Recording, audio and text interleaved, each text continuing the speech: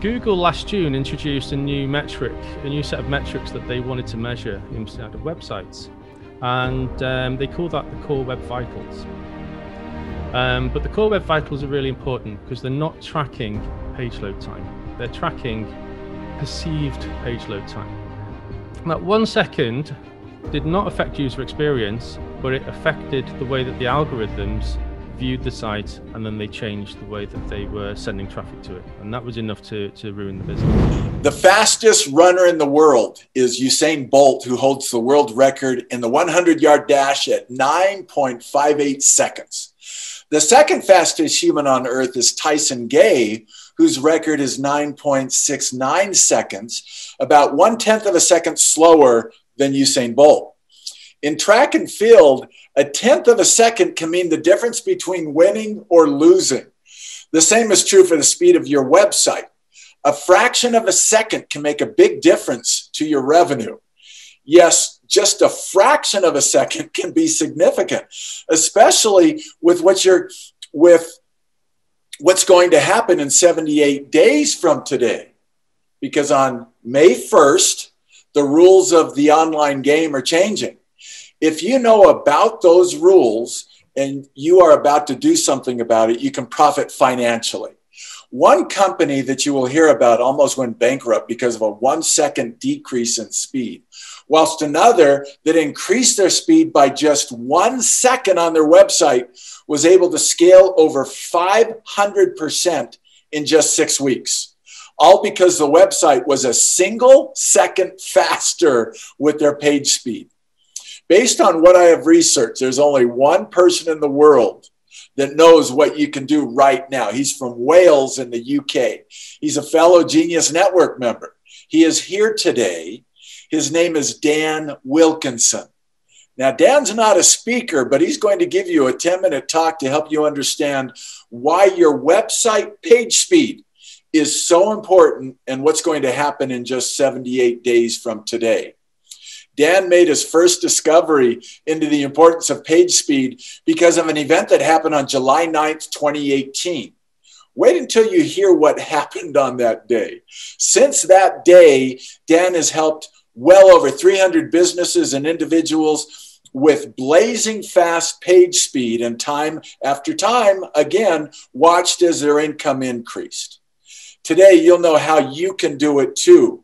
Dan's title is Page Speed: The Core Web Vitals to Online Success, and how you can decrease your load times and increase your online success. Please help me welcome Dan Wilkinson. Thank you very much. So there I was. It was 9th of July, 2018, and I'm working for a company. I say working, I was working with a team, working on a company to scale their to scale their business throughout the year. We were cutting it fine in many ways. There was lots of there was a lot of moving funds into advertising and really kind of trying to ramp up their sales so they'd make more money on the back end, and it was working very well. The company was increasing their gains, scaling on a day-by-day basis until we hit the 9th of July, 2018. The next day, we noticed that that they were starting to lose money every single day, but we couldn't find out what happened. So we fast forward 3 months into the middle of September 2018. That's the next date, is the day I found out why, going through the analytics and looking at things as to try and find out what the hell went wrong on that day. So their page load time increased by 1 second, and we didn't know why. And we later find out that the owner had installed an app and didn't like it. He uninstalled the app, but it left all their code all over the website, and that's what was responsible for this 1 second increase in load time. So that then led me into the reasons why it would affect the outcome of the business so much. Was 1 second enough to throw the users off so that suddenly they weren't making as much money? So the load time was 4 seconds. It moved to 5 seconds. And my thoughts were that this isn't enough to really do damage to the website's performance. Some maybe, but not too much. And it turns out that that Facebook had introduced an algorithm that is monitoring page load times of advertisers where you send your traffic to. And when they realize that a site is slow, they don't throw as much traffic that way. The ad campaigns don't get as many impressions. So it was at the ad account level that the performance was dropping for the company. And this kind of behavior has been on a snowball, building up as we go along. Google last June introduced a new set of metrics that they wanted to measure inside of websites. And they call that the Core Web Vitals. All of the networks that we can tell are using very similar systems, although they're not all being very open about how they're measuring. But the Core Web Vitals are really important because they're not tracking page load time. They're tracking perceived page load time. They're trying to digitally report on how a user will find the site when they land on it. So the Core Web Vitals report is very easy to go and view for your website. You just have to Google page speed insights, and you'll be able to pull up the report and type in your URL and press go, and it'll give you the information you need. Hey, I hope you're enjoying this video, and I want to let you know that I have a new book that's come out, and if you'd like to get it absolutely free, there's a link below in the description, or you can wait till the end of this video, or you can simply go to joesfreebook.com and you can get a copy there. So that 1 second did not affect user experience, but it affected the way that the algorithms viewed the site, and then they changed the way that they were sending traffic to it. And that was enough to ruin the business. The timings were 4 seconds up to 5 seconds. Nowadays, the same would apply if it's 2.75 seconds to 3.2 seconds. The same thing would apply because they're tightening up all the time. And my question is how fast is your website? If your website is, most websites I come across are more like 6 or 7 or 8 seconds, and you're profitable with page load times like that, imagine how much more profitable it would be if you managed to pull your page load times down to 2.5 seconds. What's not so obvious is the gravity in which these changes can improve your business. But we managed to track a website last year that was loading on an average of 3 seconds, and this is where we get where the line of dividing slow versus fast occurs. If you have an average load time of 3 seconds, your site isn't loading in 3 seconds every day. Some days it'll be 2.75, other days it'll be 3.25 seconds. Well, we tracked a website for 60 days, and when the site was loading in 2.75 seconds, that site was receiving from the ad networks and from the networks that are giving traffic to the site, whether that's organic searches. The site was receiving over double the amount of visitors than when it was 3.2 seconds, around about half a second difference. The difference between 2.75 seconds and 3.25 seconds is that the site was getting twice as many visitors at the faster marker than it was at the slower marker, or it was getting half as many visitors at the slower marker than it was at the faster marker. The revenue on each of those days was either double or not. And that's the importance. So there's a huge shift. And what we're noticing is that users don't tend to be affected. The user experience doesn't improve if you get your site loading in 1 second or 2 seconds, but it changes dramatically between 2 seconds and 3 seconds. And then it changes dramatically between 3 seconds and 6 seconds.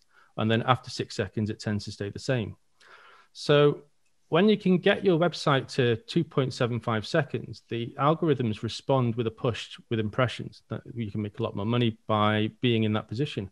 If you can get it down to around about 2 seconds, then there's a monumental push by the algorithms there. And the story you heard that Tim said at the start of the presentation was at one company made a difference of 1 second and was able to scale 5 times in 6 weeks. When they came to me with their website was already loading in just under 3 seconds, and we moved it to 1.75 seconds. That was the load time it then started loading up. And without changing the ad campaigns, their traffic increased by 600% and their revenue increased by 500%. Obviously, you can limit that by having budgets in your ad campaigns. They had an unlimited budget. They just, whatever they could spend, as long as it was profitable, they were happy to spend. And that scale happened. They went from, it was approximately $40,000 worth of sales a day to nearly $250,000 worth of sales a day. That's a big, big jump. The owner was very happy. So the gravity is quite strong when you're getting around the 3 seconds, the 3 seconds mark. All of the networks are employing this. This is what's going to happen in May. I'm not 100% on exactly how it's going to happen, but Google is crystallizing this method. And they are saying, we are now ranking websites based on these core web vitals, which the core web vitals, there's 3 of them.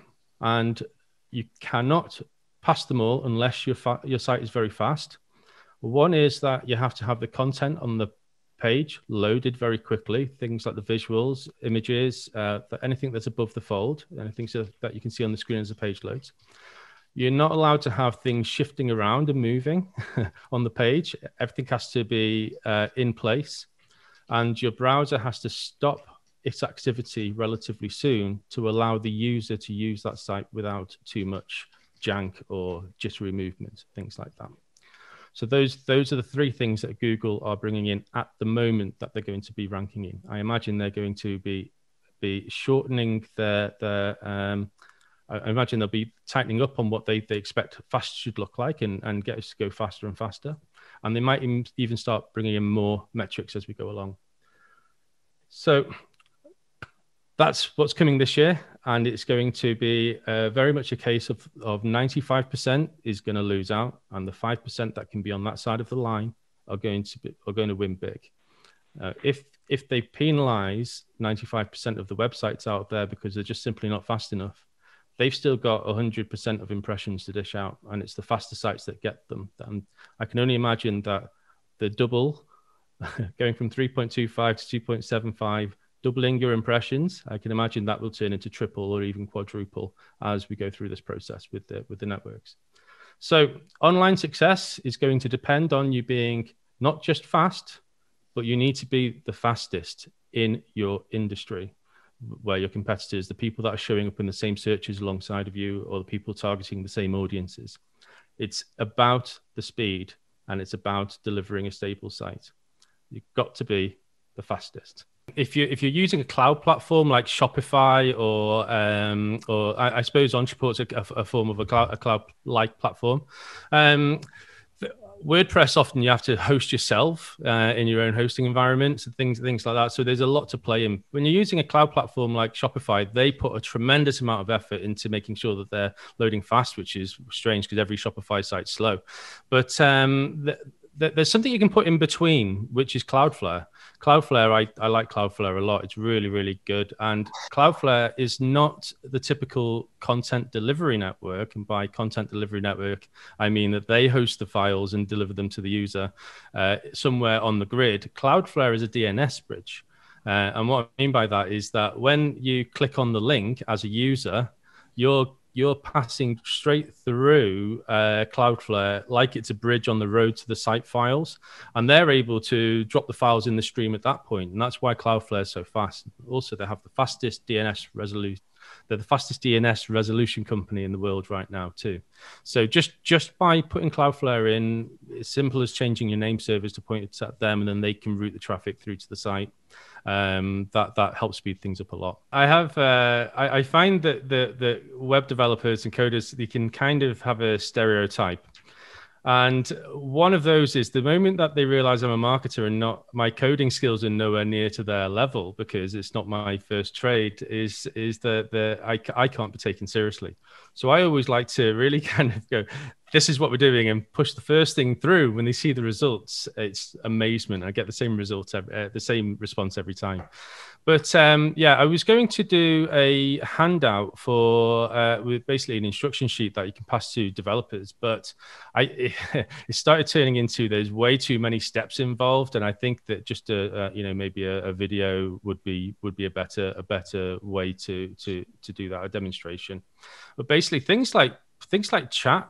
You install a little script that's like 5 lines deep, and I like to call those fancy links. So it's like it's an automated link that when the browser reads it, it's telling the browser to open up a file and then read what's on that file. Those files generally with something like Gorgeous or Live Chat or even like Facebook Messenger, they tend to be hundreds of kilobytes in size, and it's the same for analytics, all the tracking stuff as well.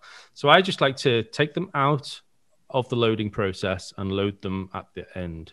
Leave a 1 second gap after the page is loaded, and then have them fire at that point. Okay, I hope you found that video awesome and useful. So if you want to get a free copy of my book, I want you to click here. And if you want to watch some more videos that'll be useful and awesome, click here. Go ahead. They're over here. Do it now. Come on. Thank you.